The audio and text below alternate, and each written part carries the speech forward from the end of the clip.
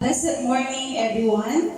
So, sa Panginoon lamang natin matatagpuan ang tunay na pagmamahal. So, amen po. Batiin po natin ang mga kananayan na naririto sa ating church na Happy Mother's Day. Happy Mother's Day po sa lahat ng mga nanay na naririto. So, salamat po sa Panginoon. At tayo po ngayon ay dumako sa mensahe ng pagbibigay. Ayan, makibukas po kayo at makibasa sa akin sa 2 Corinthians chapter 9 verse 8. Ayan, so sabay-sabay po natin basahin. And God is able to bless you abundantly, so that in all things at all times, having all that you need, you will abound in every good work. So, can you remember the last time you received an unexpected gift?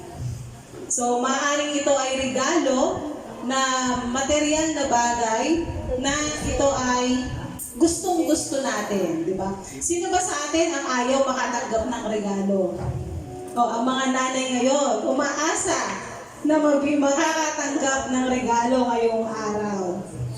Ayan. So, tayong mga tao ay gustong-gusto natin na tayo ay makakatanggap ng regalo o ma-appreciate man lang kung ano yung ginagawa natin. Diba? Tunay nga na ito ay nakakataba ng puso. So, isipin po natin, bakit po ba tayo nakatatanggap?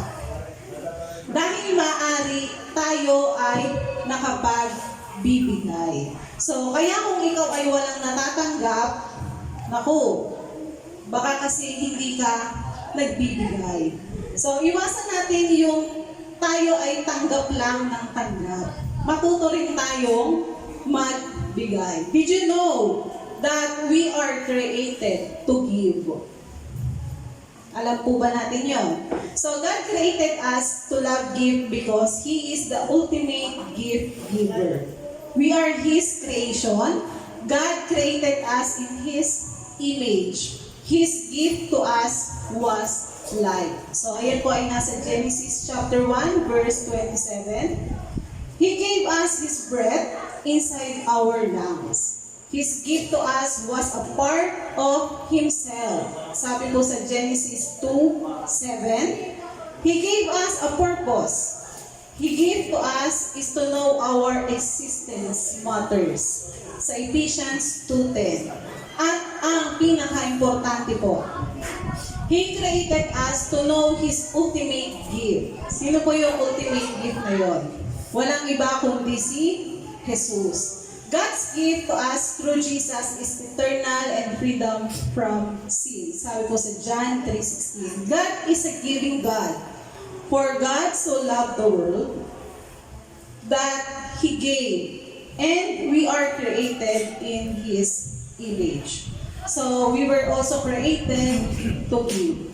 So, ating pong ipanalangin ang ating pong kaloob at handog. Our Father, thank you for the blessing that you have given us. Lord, open our eyes to the blessing you have given us. Give us the willingness to share the blessing with you, Lord. Continue to meet all our needs and bless the church in proportion to how we bless us. In Jesus' name, Amen. So tayo po ay masayang magkaloob. Change my heart, oh God. Make it ever true. Change my heart, oh God. Purihin po ang Panginoon para po sa pagbibigay ng mensahe ngayong umaga. Tinatawagan po ang maghahatid ng mensahe, si Pastor O.J. Malukay.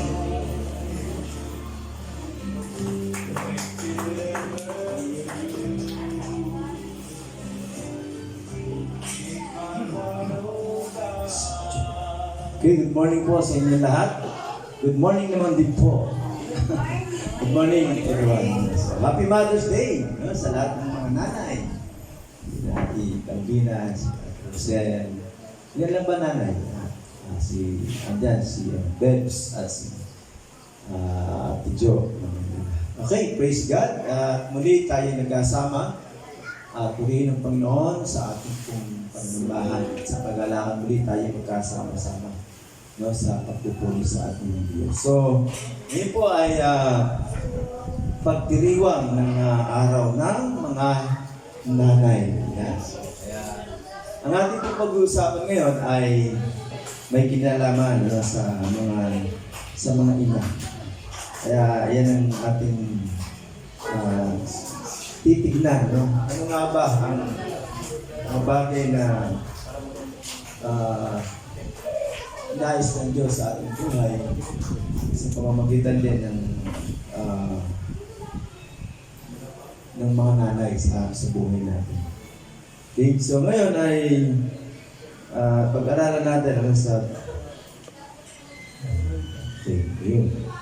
sa aklat po ng Isaiah, ating pag-aaralan sa Biblia. Kung meron kayong mga Bible, ay maaaring niyong sundan sa inyong mga e-Bibles. Isaiah chapter 49, verse 13 to 16. Kung wala naman, maaaring sa screen meron tayo. Okay, so basahin po natin. Isaiah 49, verse 13. Sing, O heavens, be joyful, O earth, and break out in singing, O mountains. For the Lord has comforted His people and will have mercy on His afflicted. But Zion said, the Lord has forsaken me, and my Lord has forgotten me. Verse 15. Can a woman forget her nursing child and not have compassion on the son of her womb? Surely they may forget, yet I will not forget you. See, I have inscribed you in the palms of my hands. Your walls are continually before me. Praise God sa kanyang mga salita. Tayo po'y nanalangin sandali. Panginoon, salamat muli sa oras na ito na po ay nais namin kung hayaan ang mga salita at aming dalangin na ikaw pong patuloy na magpakahayag sa aming puso, isip, sa pamamagitan ng banal na Espiritu na siyang magpaunawa ito sa amin. Salamat muli, Lord, sa iyo po ang papurihan sa pangalan ni Jesus. Amen. Amen. Can a mother forget? Yan po ang ating title. Maalala ninyo, meron pong awit din sa Tagalog na kinanta ng isang sikat na mga awit na si Basil Valdez. Kilala po ba natin yan? Hindi na. Mga kabataan, hindi na. Pero siguro kami nila hindi na kilala ito. Ano? Ang sabi ng kanta, it goes like this. Malilimutan ba ng ina ang anak niyang tanga?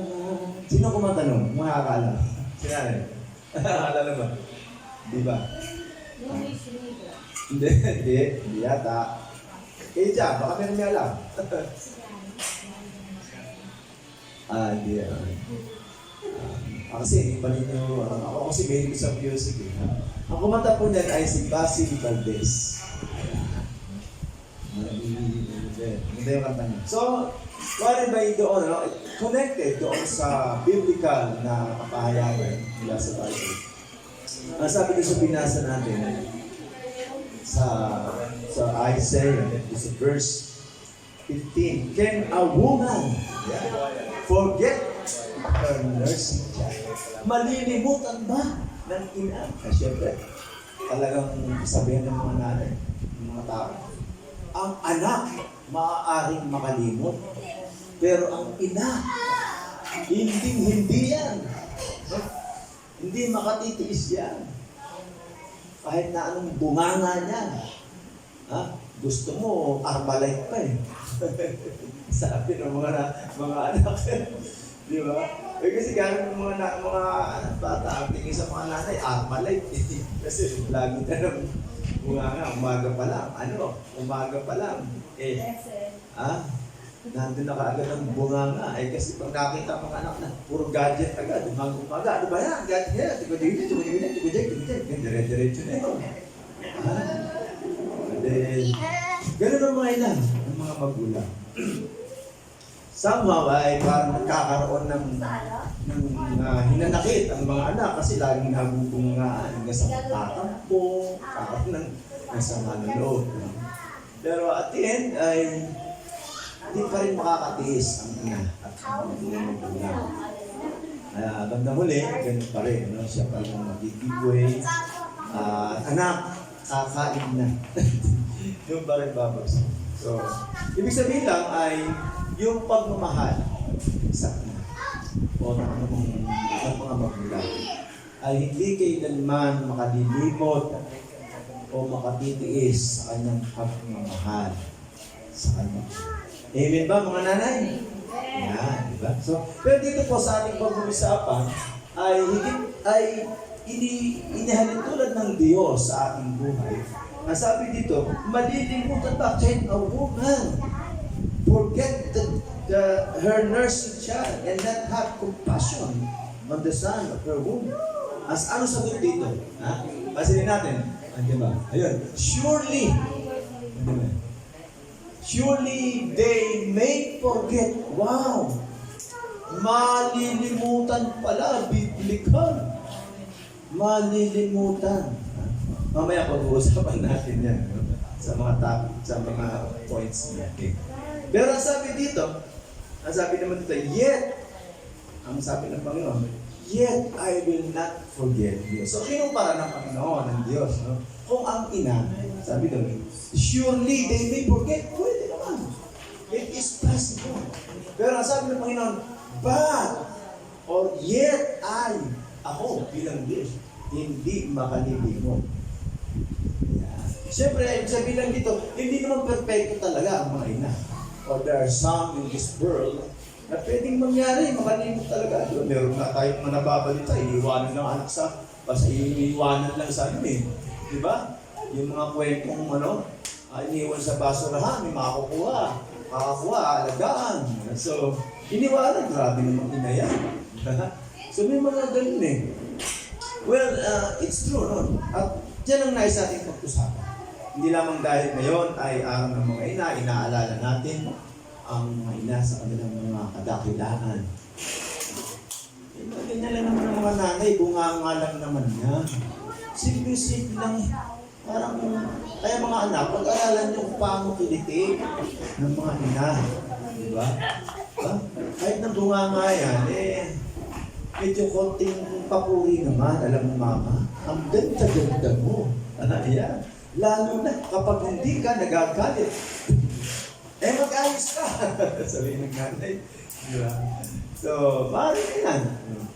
Pero ang katotohanan lang, kaya nga ngayon ay ginugunita ang araw para sa mga nanay. Alam niyo ba na ang Mother's Day, hindi man uso dati yan, pinauso lang eh. Dahil itong mga negosyante, siyempre nga naman, pag may okasyon, ay may gastos. Magse-celebrate, bibili, or kakain sa labas, sa restaurant. Dito nga naman, yung mga negosyante, mga nagpauso lang yan eh. Pero actually, nagsimula ang Mother's Day yung May 10, 1908, second Sunday ng May. Kaya ngayon is every second Sunday, hindi celebrate na. 1908, Actually, nagsimula yan doon sa Methodist Church in Grafton, West Virginia. Sa Amerika. Doon nagsimula yan. In the memory of her son, kasi namatay ang nanay niya, si Anna. Ang anak niya, si Anna Jarvis.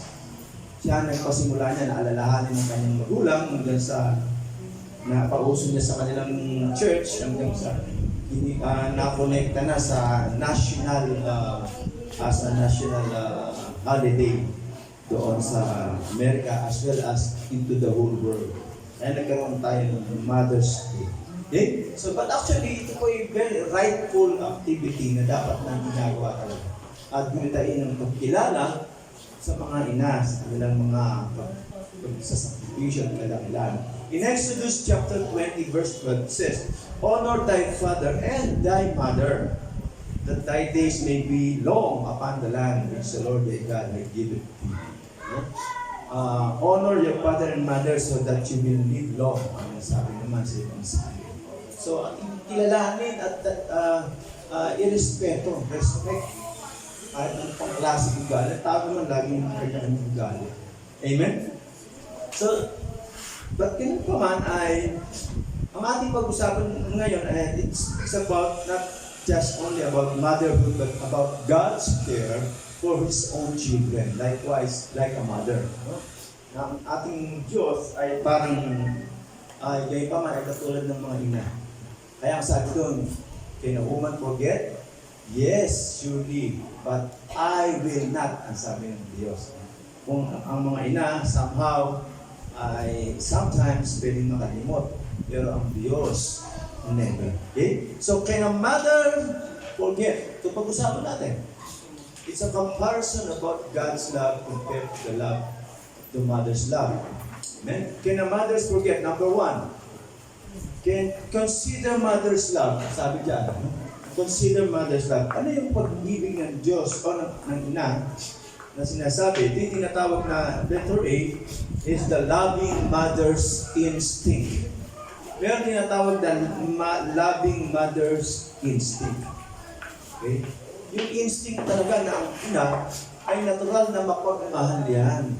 Kaya nga laging galit ang mga nanay. Kaya daw yan laging galit dahil sa kanyang pagmamahal.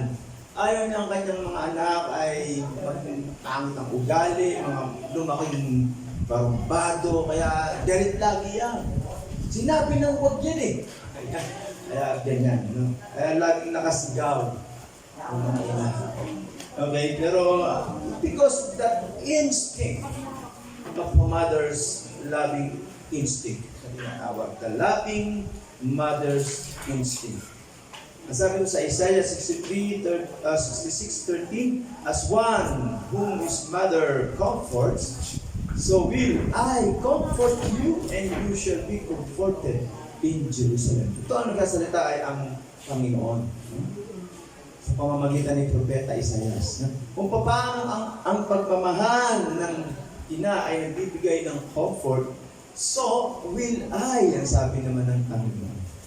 So dito lang inahanap. Kung ang ina nga ay nagmamahal, lalo higit, so will I, sabi ko. Yung comfort, let us imagine, sino ba nagko-comfort din sa mga ina, ang Panginoon din. Diba? Since we celebrate mothers today, let's also remember that God is the comforter of everyone, even our mothers. So if our mother loves us, gives us comfort, likewise our Lord as well is loving us and giving us comfort into this life as like the mother's instinct, the loving mother's instinct. It is the mother's instinct to pity her child. And number two, it is a mother's instinct to preserve her child. Yung i-preserve pa, iingatan ang kanyang anak. Naalala niyo yung kay Haring Solomon? Yung istorya kay Haring Solomon na merong kaso na idinulog sa kanyang trono, na merong dalawang babae nag-aagawan sa batang sa sanggol. Ang sabi ng isa, ako ang ina niyan. Ang sabi, hindi, ako po. Ay, siyempre, paano mo nga naman nakakatulad yun? Sino talaga ang tunay na nagmamahal? O sino talaga ang tunay na ina doon sa bata? Ang sabi ng isa, namatay yung kanyang pareho, sabay kami ng anak niya, pero yung kanyang anak namatay. Tapos nung malaman niya namatay ang anak niya, kinuha niya yung anak ko habang ako'y natutulog at inangkin niya.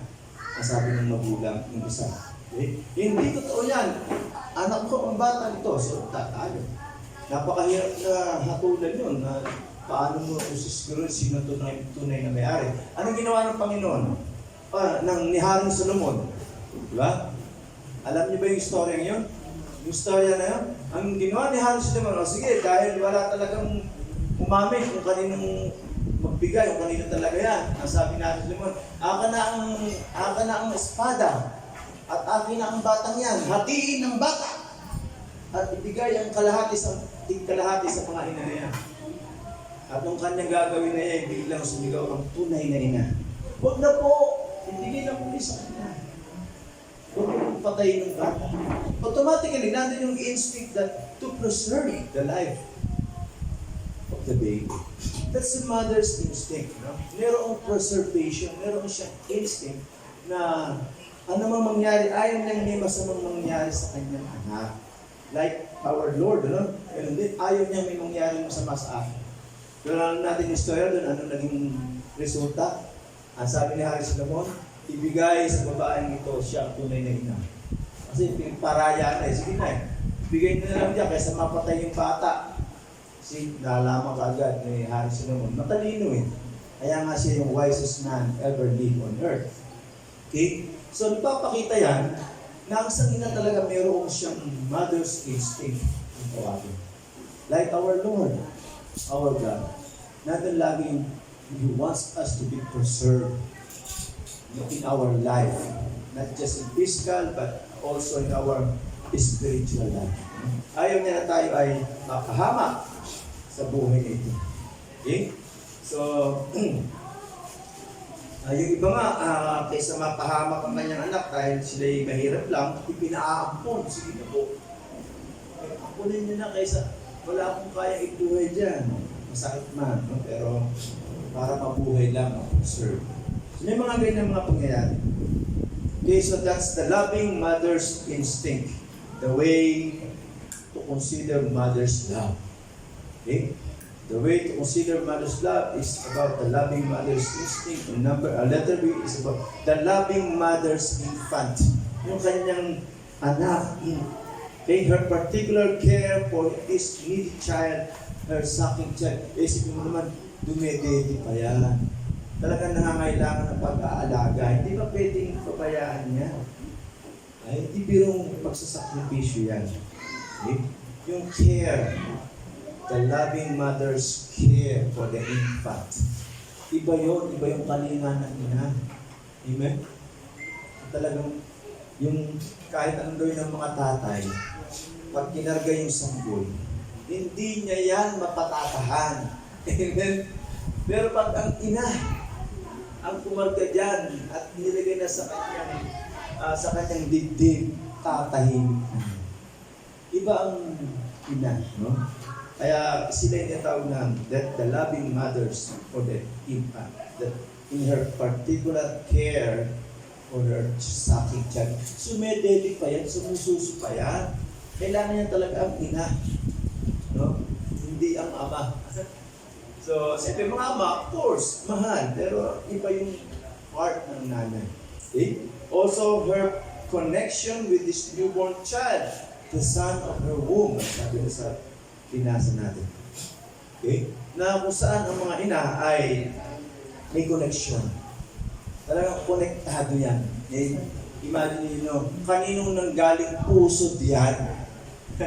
Kaya konektado talaga sa ina. Kaya sabi lagi, ang anak talaga laging makaina. Laging makananay. Kasi iisang puso yan Like pinutol lang Kaya nahiwalay.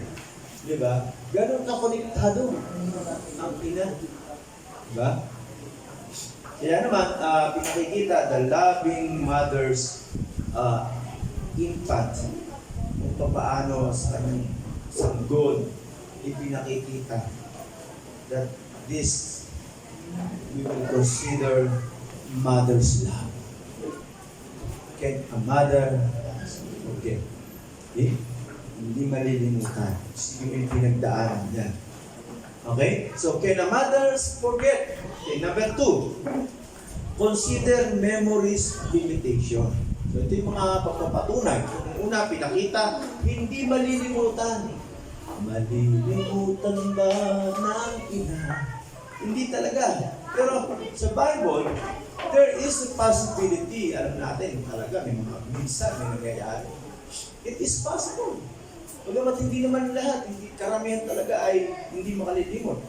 Pero posible rin. Dahil meron naman talaga mga salbahing ina. Di ba? Yung aso namin nga nanganak na yung blessing aso namin dyan. Nanganak na. Pero nung nanganak, namatay yung isa. Di ba? Hayop talaga Namatay na nga, kinain po. Yung aso, nain niya yung anak niya namatay. Di ba ganun yung mga aso? Hayop kasi. Kaya sabi nila natin sa tao, pag talagang masama yung tao, ayop ka. Ganun talaga eh. Kasi mga hayop, walang moral, wala sila. So gano'n, hinahayop pa yung anak niya. Nakikita namin habang nanganganak pa. Okay? So, ibig sabihin, possible, no? Sa isang ina, sometimes, sa iba, merong ganyan na pwedeng makalimot. Okay? So, paano nangyayari? Consider memories limitation. May limitasyon ang memorya, yung kaisipan o mga kapasidad. Okay? Letter A, the probability of forgetting the child. So, it is improbable. Kaya nga, hindi pwedeng basta malimutan talaga. Minsan meron daw mga ginawang parang study or experiment. Ilang mga nanay sa Amerika, 46 mothers has been chosen for the test that all given births in the previous 5 to 79 hours. Pare-parehong ng anak, 46 mother. No? Pero, bawat isa sa kanila ay tinakpan ng mata, blindfolded. At then sila ay tinanong kung sino sa mga natutulog na mga anak nila na baby ang kanilang anak. Blindfolded, ha? Isang research ito. Among everyone, and nearly 70% of the mothers correctly chose their own baby. Sabihin, talagang nandoon yung talagang improbable, hindi pwedeng basta mangyaring makalimutan. Alam, kilala. Kahit nakapikit, hindi nakikita. Yung tinatawag nating lukso ng dugo. Di ba ganun? Minsan, pag may nawawalan, talagang lukso ng dugo, ikaw talaga, anak ko. O sige, para matiyak natin, ipa-DNA test natin yan. Para sigurado. At ganun nga, no? Nang lumabas ang resulta, binibitik-bitik pa, tulpo. Jessica. Jessica. Jessica Somo. Ay, ang isang sa huli, tunay nga, siya nga, anak. Sinabi ko na nga kasi lukso ng dugo. Yan. So, ibig sabihin, ang probability of forgetting the child is very, very low. Mababang chance na talagang makalimot. Pero, sabi ng Bible, possible pa rin. Pero very minimum chances. Minimal chance. Okay? It is improbable and unlikely for a mother to forget her child, but it is possible. Okay? Sabi dyan. Okay? Kaya letter B, sabi dyan, what is the possibility? The possibility of forgetting a child. Ayan, nagsabi na nga ang Bible yes, they may forget. Pero ang kasunod nun, but I surely not forget you, says the Lord. So pinapakita lang, ito ang tao, ito ang Diyos. Pwedeng makalimot ng tao kahit na ina sa kanyang anak. Pero akong Diyos, hindi pwedeng makalimot sa inyo. There's a probability, but there is a possibility for some. Okay? Can a woman, sa Isaiah 49:15, can a woman forget her nursing child and not have compassion on the son of her womb? Surely, sabi ng Bible, surely they may forget. Yet I, says the Lord, will not forget you. That's a great promise. No? Ano man ang problema mo, kapatid? Ang ina, pwedeng makalimot sa anak. Pero ikaw na tinuturing na anak ng Diyos, hindi ka pwedeng makalimutan ng ating Panginoon. Amen? Palakpakan natin ang Panginoon. Praise God. At tulad ng ina, pwedeng makalimot. Sabi ng Bible. Pero ang Diyos, hindi talaga pwede. Okay? So, paano nangyayari that there's a possibility of for a mother of forgetting a child? Number one, in a sinful mother. Okay? Yung daw mga makasalanan, mga masasama. Pwede talaga yun yung kwento natin. Iniiwanan sa basura. O kaya basta lang iiwan sa ospital. Yung mga ganyung kwento eh. Yung mga prostitute, mga masasama talaga, kasalanan ng ina, nagduwal ng sanggol. O kaya naman ay hindi na tayo mailuwag, tawag doon, pina-abort na. Mga ganun. Abortion. So, siyempre, malaking kasalanan. That is a sinful mother. In Lamentation 4:3-4, even the beasts of the wasteland have full breasts, they give milk to their young ones. The daughter of my people has become cruel like the ostrich in the wasteland. The tongue of the infant links to the roof of its mouth for thirst na uhaw. The young children ask for bread, but no one breaks it for them. Pinabayaan. So, ganun inahalin tulad, na ang isang ina, na isang masamang ina, pwedeng mangyari. Sa Bible, meron ding record dyan na yung mga nanay, kinain din yung kanilang mga anak. Ating babasahin. Ganun nakatindi. Umabot sa tulad, kasamaan siguro. Dahil sa sobrang gutom. Ganun na. Okay? Pero pinapakita lang because tayo may limitation. Ang tao ay may limitasyon. That's why there is the possibility of forgetting the child. Because we consider memories limitation of a human like a mother for some reason. Okay? Like in a sinful mother, in makasalanang ina, na pwedeng gawin yan. And number 2, in a sick mother, yung mga may karamdaman. Siyempre, nakalilimot talaga yan. Lalo na mga may dementia, merong Alzheimer. Nakalilimot talaga yan, given. Di ba? Kaya minsan yung mga nanay, pagka gising sa umaga, sa kanilang mga tahanan, may sakit na palang Alzheimer. Pag gising niya, biglang may lumabas sa kwarto na tao. Sino ka? Sino ka? Nanay, anak mo ako. Hindi kita kilala. May Alzheimer pala. Diba? So may dementia. May sakit. So pwede talaga. It's possible na makalimot. Due to, sabi nga kanina, yung una ay doon sa a sinful mother, pangalawa, a sick mother. Maring may sakit na yan. Sabi doon. Pero sabi ng Panginoon, but I will not forget as my child. Amen? So can our mothers forget? For a mother to forget her own child is not probably acceptable, but it is possible because of memories limitation. So yun lang ang tsansa. Dahil Alzheimer na. Pero naturally, most of the mothers around the world will not forget. But possible. But for God, it is not possible. He will never forget us. Amen? So can our mothers forget? Makakalimot ba ang isang ina? And number 3, can our mothers forget? Number 3, consider my Lord. Consider natin ang Panginoon sa ating buhay.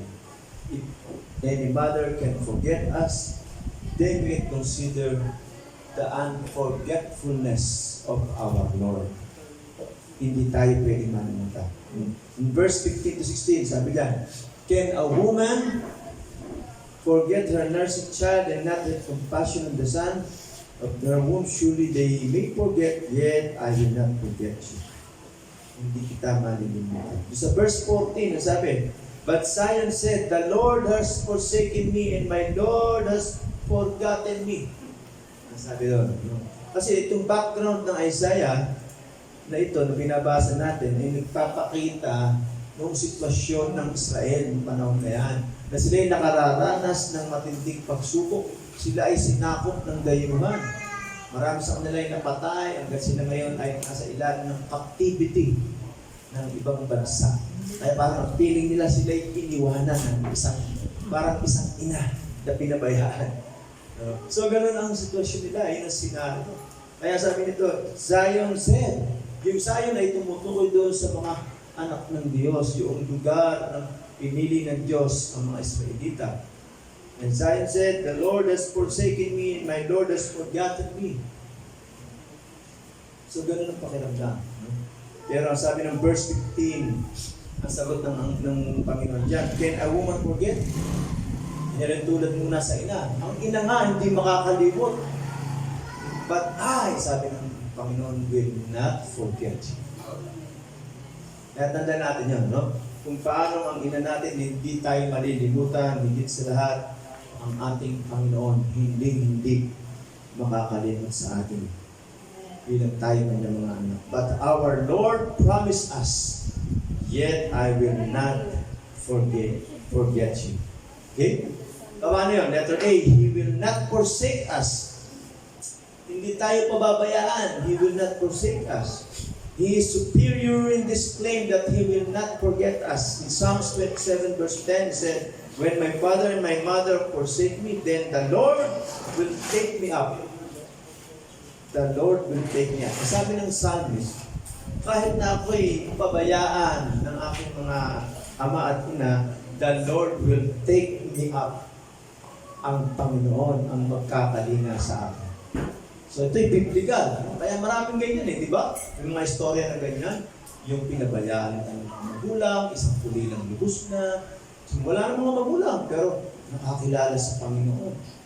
At ang kanyang buhay ay lumaki siyang merong gabay ng Diyos na parang ang magulang niya ay ang Ama sa langit at ang church naman ang naging ina. So, the Lord will take me up.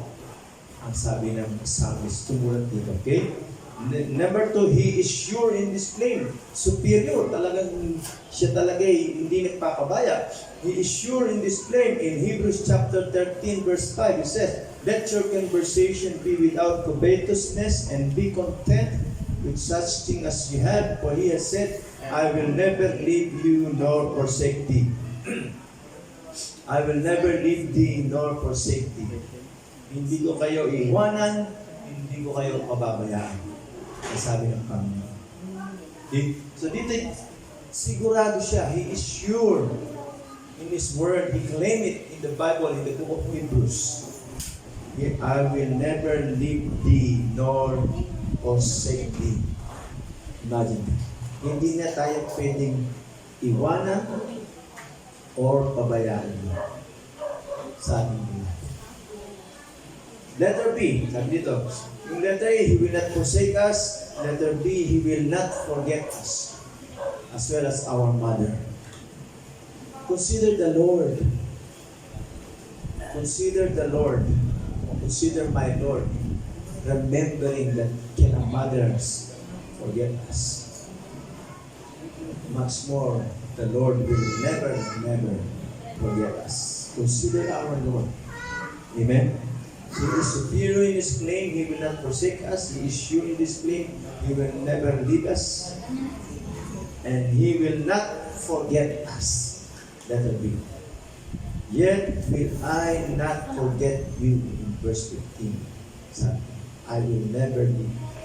Psalms chapter 40 verse 17 says, but I am poor and needy, yet the Lord taketh upon me. Inaalala ko ng Diyos. Thou art my help and my deliverer. Make no tarrying, O my God. O my God. Okay? Sabi ng Psalms. Ito yung mga nasulat sa Biblia. That God will not forget. He is always thinking about us. Inaalala tayo ng Diyos. God is constantly observing His children. In verse 16, Isaiah 49:16. Sabi doon sa ating binasa kanina, sa ating text. Isaiah 49:16. See, I have inscribed you on the palm of my hands. Sa aking mga palong. Your walls are continually before me. Yan ang tayo iniingatan. He will not forget us. He is observing us. Minamasdan. Diba ganun ang mga nanay? Talagang lalo pagsanggol pa. Ganda-ganda naman ang anak ko. Parang mana sa nanay niya. Buti na lang, hindi sa tatay na. Gano'n. Laging pinagmamasdan. Ganun din daw sa Diyos. Sabi niya, God is constantly observing His children. Pinamasdan tayo. Kaya meron, God is watching us. May awit na gano'n. Pinamasdan tayo ng Diyos. Alam niyo, ang sabi rin sa Bible, walang anumang nangyayari sa buhay mo na hindi alam ng Diyos. Nothing happens under the heaven and on earth unless with God's provision of it, with His sovereignty. Walang nangyayari na hindi pinapahintulot ng Diyos. Alam ng Diyos ang lahat ng nangyayari sa buhay. He is watching us. He is observing His children. Okay? Kaya sabi doon, I have inscribed you on the palms of my hand. Ano yung inscribe? Inulit. Di ba? Isinulat sa kanyang palad. Di ba? Ang ganun, pag tinignan mo yung palad, nakaukot dyan. Merong tawag dito, guhit ng palad. Kaya kami, pag pinapakita ko sa anak ko yung guhit ng palad niya, kita mo anak ko, letter M, manukay ka, anak kita. Letter M yan. Kita mo, pareho kami, pati yung mga anak ko yan. Yung nanay nila, hindi. Letter P, kung salan. Diba? So kasi yun talaga ibig sabihin lang, katulad sinabi ng Panginoon dito, I have inscribed you on the palm of my hand. Ganun tayo kamahal ng Diyos. Diba? So, ibig sabihin lang, kung ano yung guhit ng palad nandyan, yun naman bagang isang ilustrasyon lang, ang sinasabi lamang, ganun tayo iniingatan. Na para bang, pag nasa palad, hindi ka mawawala. Hawak-hawak tayo ng Diyos. Isaiah 49:16. I have graven thee upon the palms of my hand. Ganun tayo iingatan ng Diyos. We have the security of our life. We have the security of our salvation because of what God did for us. Kung sinasabi mo ngayon, ikaw ay born again na, at ikaw ay niligtas ng ating Panginoon, nakasisiguro ka dyan. Amen? Kaya tayo naniniwala that once you are saved, you are always saved. Why? Because God has inscribed us. Kung nananalig ka sa Panginoon, hindi tumanggap. At ngayon nagkakaroon ka ng hangarin na magpatuloy, kaya ka umatid ng church.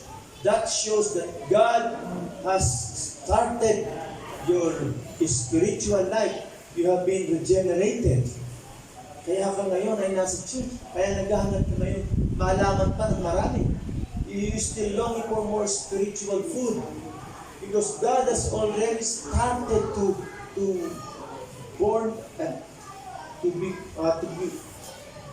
for you to be born again and being regenerated from the being dead to sin. Kaya dito pinapakita na talagang nakasisiguro tayo. Binuhay tayo ng Diyos mula sa kasalanan at ngayon meron tayong katiyakan ng ating kaligtasan. He inscribed us in the palm of His hands. Kaya kung tatanungin ka, kung tunay kang nananalig sa Diyos, ligtas ka na ba? Anong sagot mo? Kung nananalig ka sa Diyos at meron kang relasyon. Katulad ng relasyon ng isang ina sa anak. Masasabi niya, ang anak mong yan, lalaki yan. Hanggang siya maging isang ganap na matagumpay na professional. Kasi iingatan. I have inscribed you in the palm of my hands. Minamasdan tayo. And I give them, sabi ng John chapter 10, verse 28 to 29, meron ba dyan? Wala yata. John 10, 28 to 29, ito meron. And I give them eternal life, and they shall never perish, and neither shall anyone snatch them out of my hand. Walang pwedeng kumuha sa aking kamay. My Father, who has given them to me, is greater than all, and no one is able to snatch them out of my Father's hand. Sabi, walang pwedeng kumuha sa kamay ng Panginoon, sabi niya, also on the palm of the Father's hand. Walang pwedeng kumuha. Ganon tayo ingatan ng Diyos upang makamit natin ang kaligtasan ng ating kaluluwa. Kaya nakatitiyak tayo ng buhay na walang hanggan. Dahil dito, sa pangako nito, kung ang ina nga nag-iingat sa kanyang mga anak, hanggang siya makita nito, tagumpay hanggang sa dulo ng kanyang karera. Kahit na anong hirap ng buhay, igagapang ng nanay ang kanyang anak para makapagtapos. Dahil ganyan ang mga. Ganyan din tayo sa harap ng Diyos. Dahil nais ang Diyos na tayo magkaroon ng tagumpay sa ating buhay spiritual at magkaroon ng buhay na walang hanggan. Inamasdan tayo, He inscribed us in the palm of His hands. Ganun tayo kamahal ng Diyos. Okay? So, God is constantly observing His children. Number 2, God is constantly optimistic of His children. Ano ibig sabihin nun? In 49 verse 16b ng Isaiah, Thy walls are continually before me. Ano sabi doon? Sabi doon, I inscribe you in the palm of my hand, and thy walls are continually before me. Ibig sabihin, tuloy-tuloy, no? Nandun patuloy ang pag-ingat ng Diyos sa atin. He is constantly optimistic of His children. Mga kapatid, God loves us so much. He was optimistic as well as mother's vision of the child's future. Mothers cannot forget our Lord is even will not forget us. Tayo po ay tumayo.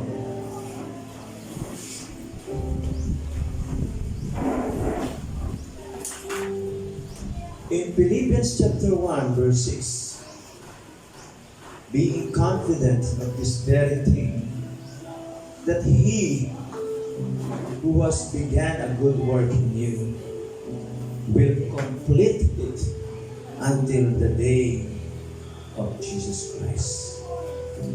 Philippians chapter 1 verse 6. Now, siya ang nag-umpisa ng mabuting bagay sa atin nung tayo ipanganak sa Espiritu. Kung paano ang ating ina, mula nung tayo ipanganak by the Lord of Him, nagnanais na tayo mapalaki hanggang sa dulo ng ating buhay. Hanggang maaaring abutan tayo. Likewise, our God, our Lord, who began a good work in us, who regenerated us. That's why we are being born again. And now we are now in our process of sanctification in this life. Wants us to grow maturely as a Christian. Like a mother, He will faithfully complete everything for us. Mahal tayo ng Diyos. Upang mahal tayo ng ating mga magulang. Ng ating mga kasama. Let us pray. Dakilang Diyos, salamat po muli sa umagang ito. Paano namin kinikilala ang kadakilaan ng aming mga nanay, ng mga magulang ng ina sa buong mundo. Panginoon, higit sa lahat ang iyong pagmamahal, maaaring makalimot ang isang ina sometimes sa ilang kasamaan o sa ilang karamdaman. Pero ikaw, O Diyos, kahit kailan, hindi mo kami malilimutan, hindi mo kami pababayan. Salamat Panginoon sa pagpapala niyan bilang mga anak mo. We are as your children. We pray, Lord, that we give you all the praises because you will not forget us, you will not leave us, nor forsake us. Salamat Panginoon sa mga bagay na patuloy na alaala sa bawat isa. Ikaw ang aming Panginoon na hindi mapabaya sa atin. Katulad ng isang ina na hindi kailanman makalilimot sa kanyang mga anak. Pagpalain mo lahat na nakarinig ng pangaral nito at ikaw ay maitaas at patakila sa aming mga. Sa iyo ay lahat ng papulit pagsamba at takila sa pangalan ni Jesus. Amen. Amen. Palakpakan natin ang Panginoon. God bless you. Happy Mother's Day once again sa mga nanay. Makakaupo na po tayo.